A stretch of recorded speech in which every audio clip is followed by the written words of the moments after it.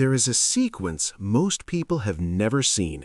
It has run 4 complete times across modern monetary history: Germany 1923, Argentina 2001, Cyprus 2013, and China 2020 through today. Every time this sequence has run to completion, the outcome has followed the same pattern.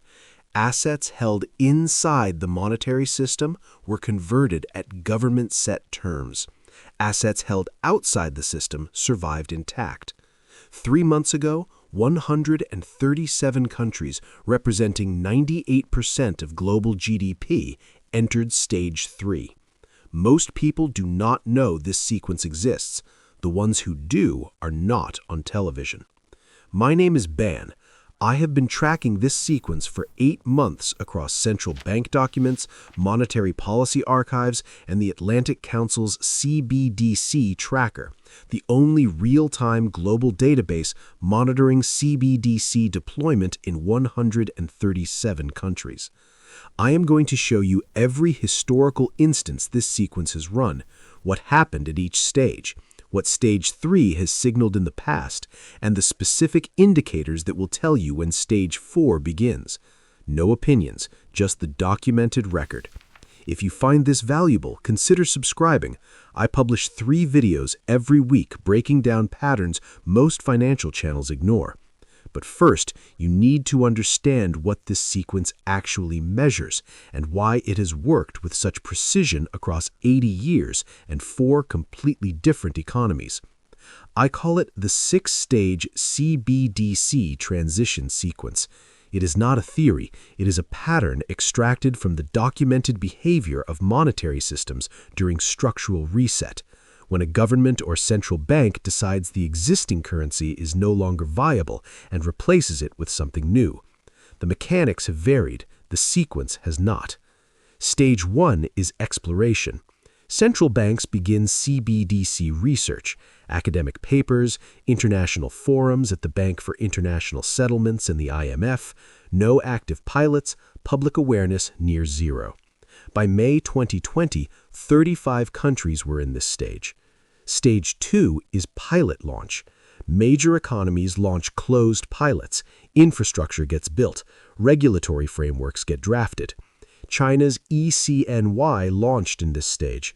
The European Central Bank entered preparation phase for the digital euro in November 2023. Brazil, the UAE, and Russia all announced pilot schedules. Stage 3 is infrastructure build-out. This is where we are right now. Retail pilots expand, private sector integration accelerates, cross-border CBDC experiments connect major economies, wallet adoption goes from millions to billions. Legacy cash infrastructure continues to operate, but in parallel with digital, not as the primary system. In April 2026, 137 countries are actively exploring CBDCs according to the Atlantic Council tracker. That is 98% of global GDP. China has 2.25 billion active digital wallets in its ECNY system.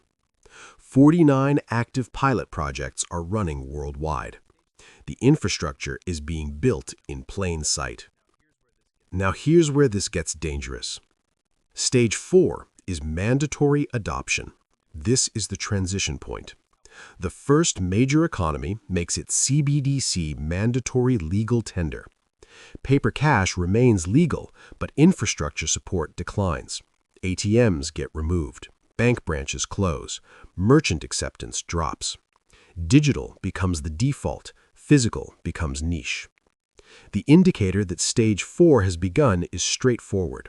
The first G20 nation announces that CBDC is mandatory for government payments, taxes, benefits, public sector wages.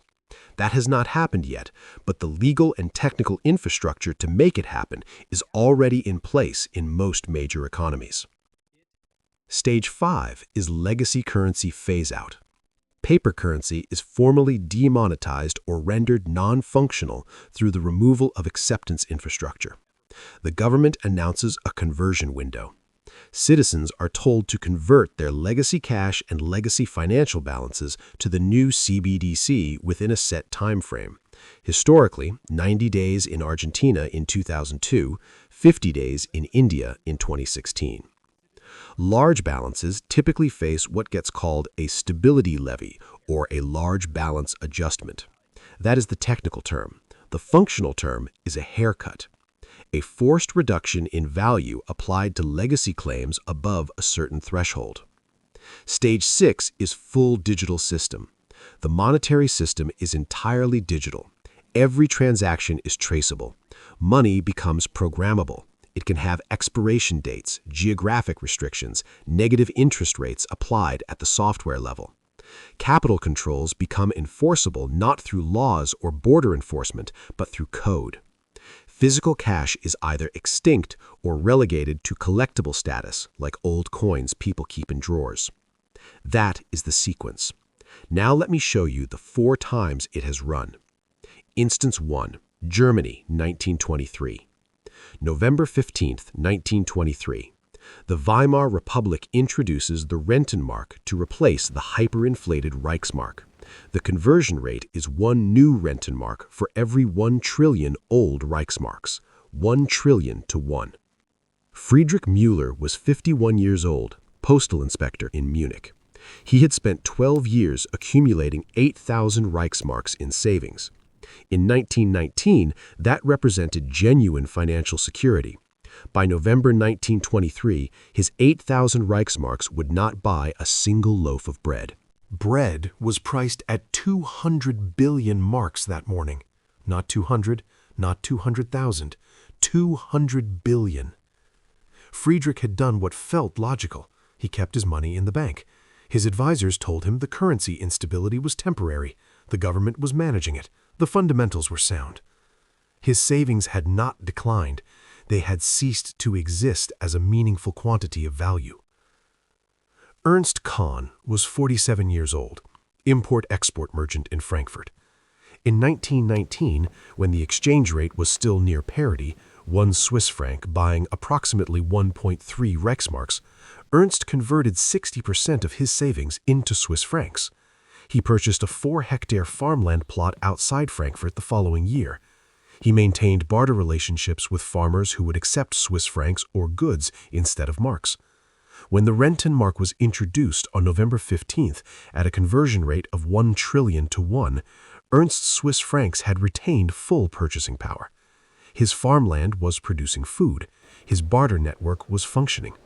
He converted his position into the new system smoothly because his wealth had never been denominated in the currency that was being destroyed.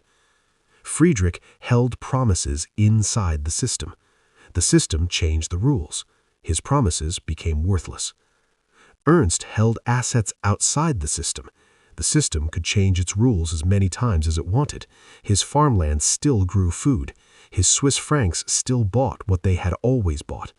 Same city, same hyperinflation, same reset, opposite outcomes. Now here is what makes this pattern disturbing. Instance 2, Argentina, 2001 to 2002. December 1st, 2001. The Argentine government announces the Corralito, a freeze on all bank accounts. Argentinians cannot withdraw more than 250 pesos per week. On January 6, 2002, the government devalues the peso by 29% overnight.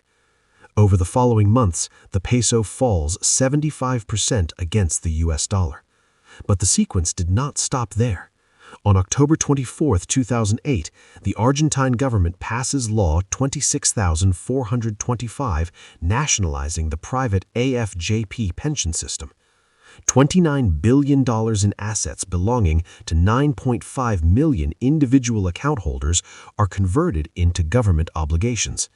The stated rationale is protecting retirees from market volatility. The practical result is that 9.5 million Argentines have their private retirement accounts transferred to government control at conversion terms set by the government. Not confiscated dramatically, administratively transferred through a democratically passed law. Legal, procedural, irreversible. The people who survived the corralito intact were the ones holding US dollars outside the banking system, gold, or property. The people who lost were the ones holding peso deposits and peso-denominated financial promises. The freeze applied to bank accounts. It could not reach a gold bar in a home safe. The devaluation applied to the peso. It did not touch a dollar held in physical form outside a bank. This is the part most people miss. Instance 3. Cyprus, 2013.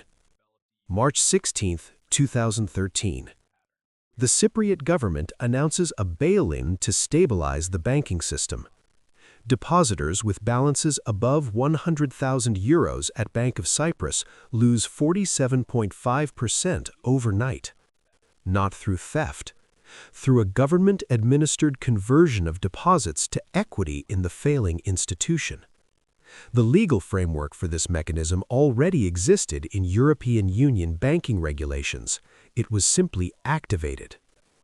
Gold held outside the banking system was not subject to the bail-in because it was not a bank deposit. It was not a financial promise.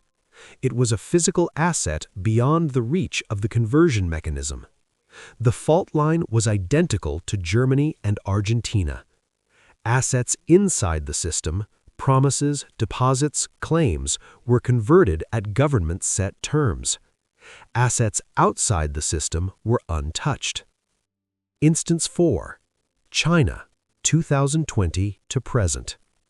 China has been running the largest CBDC deployment in history since 2020.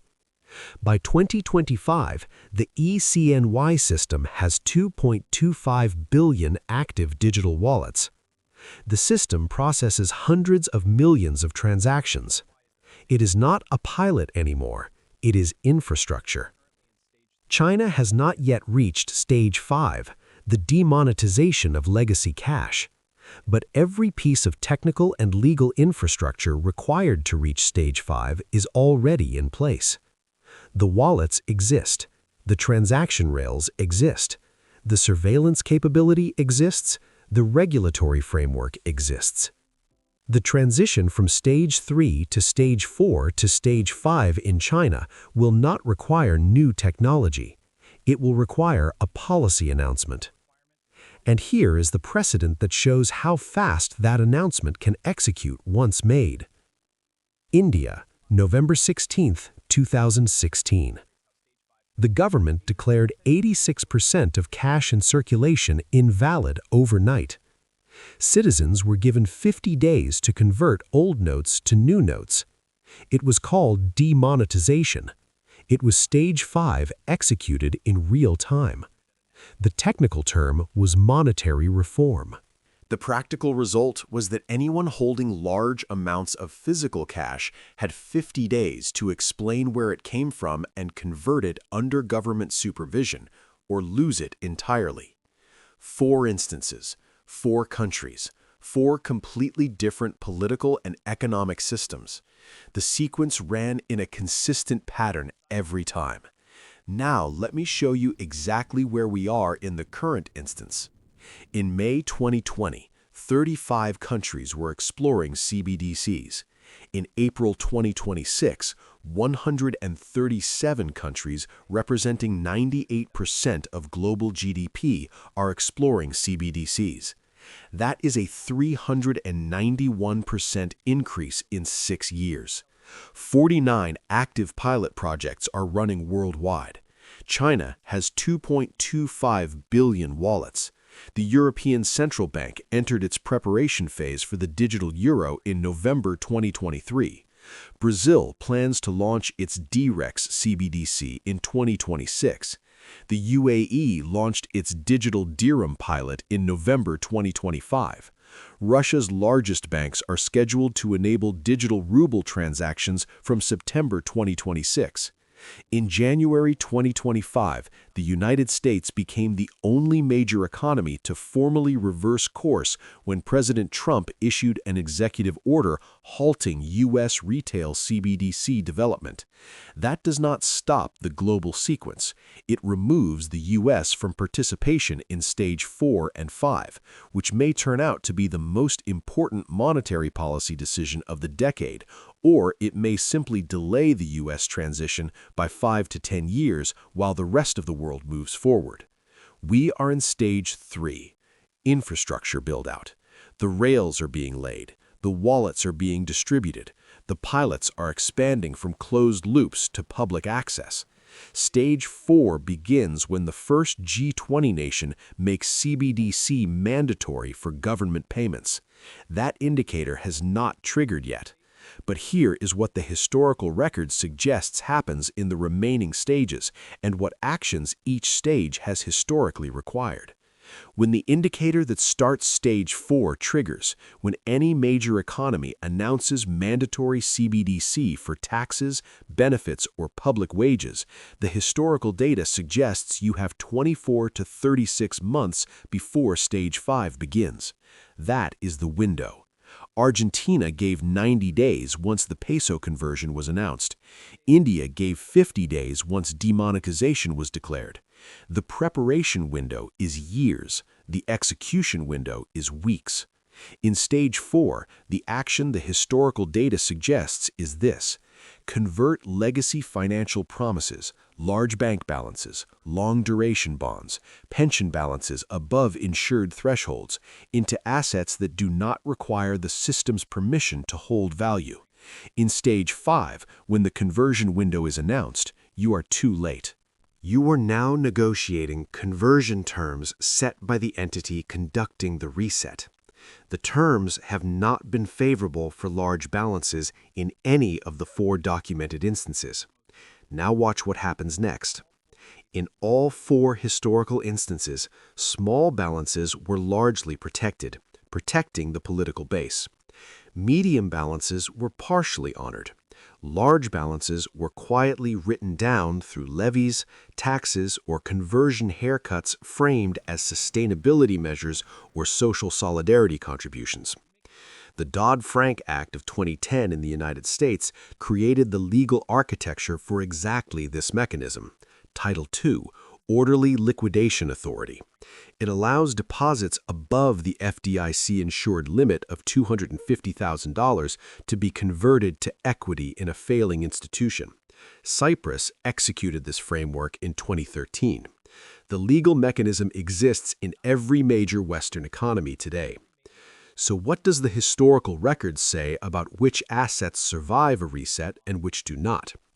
Gold and physical precious metals held outside the banking system survived all 4 instances. No counterparty, no conversion required, no permission needed. Roy Jastrom spent 20 years compiling the data for his book, The Golden Constant. 416 years of gold price data from 1560 to 1976. His finding: gold maintains purchasing power across monetary systems, not through appreciation, but through survival. Every paper currency in that dataset either devalued dramatically or ceased to exist. Gold remained. Central banks purchased 863 tons of gold in 2025, according to the World Gold Council, historically elevated for the 4th consecutive year. They are not buying it for investment returns. They are buying it because they run the monetary system and they understand what happens during resets better than anyone. Bitcoin in self-custody solves the same structural problem as gold, an asset that exists outside the traditional monetary system but through a completely different mechanism. A hardware wallet, a 12-word seed phrase, no bank, no counterparty.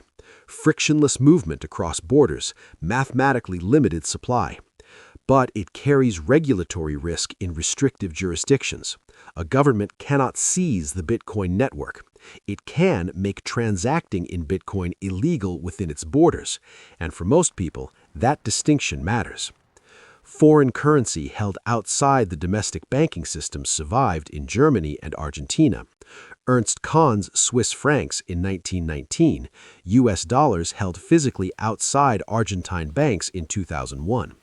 The foreign currency was not subject to the domestic system's conversion terms because it was not denominated in the domestic system's unit of account. Real estate with productive utilities survived in all four instances, but with modification.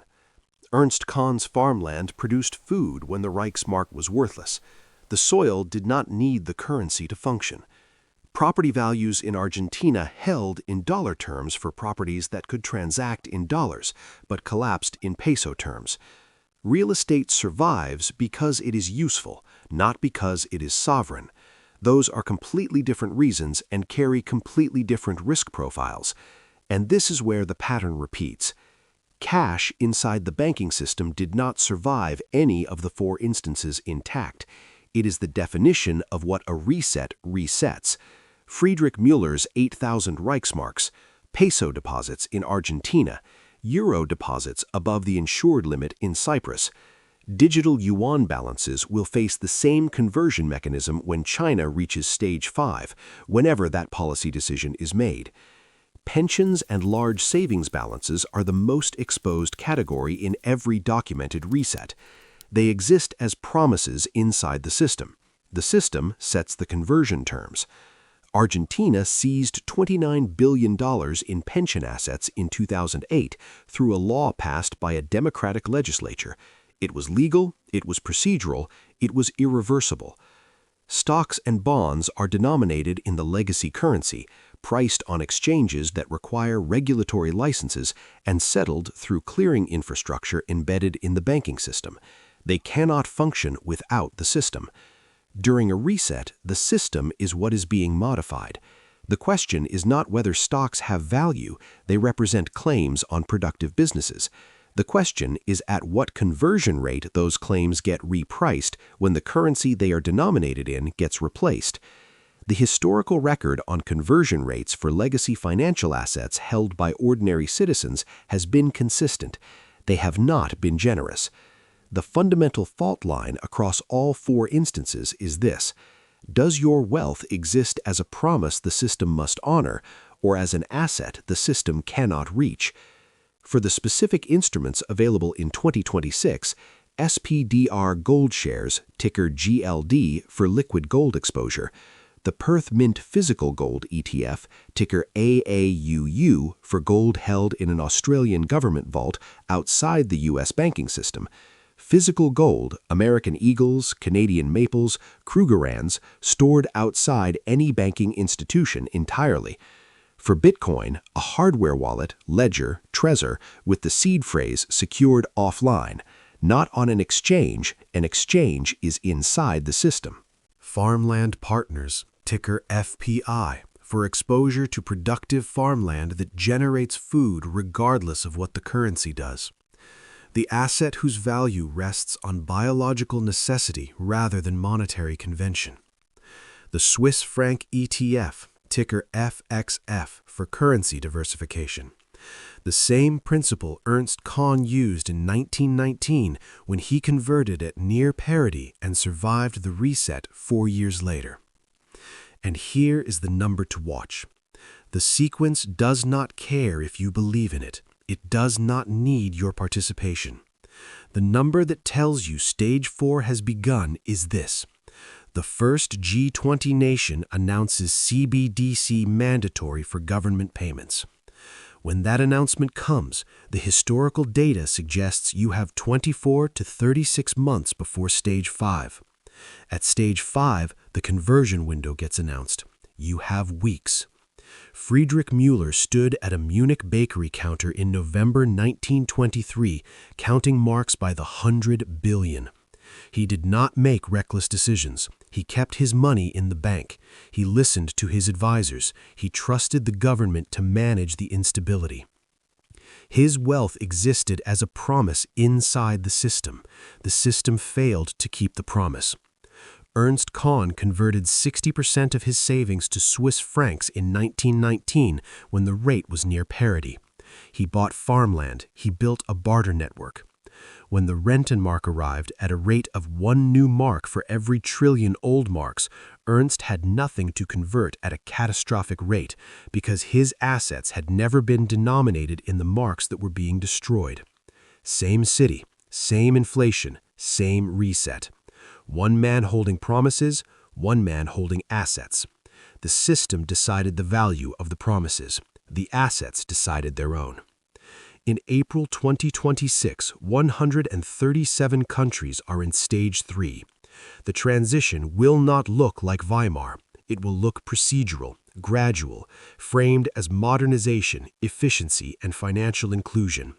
The framing is new. The mechanism is 4,000 years old. You now know the sequence. You know where we are. The only question left is what you do with it. This is BAN. The sequence is running.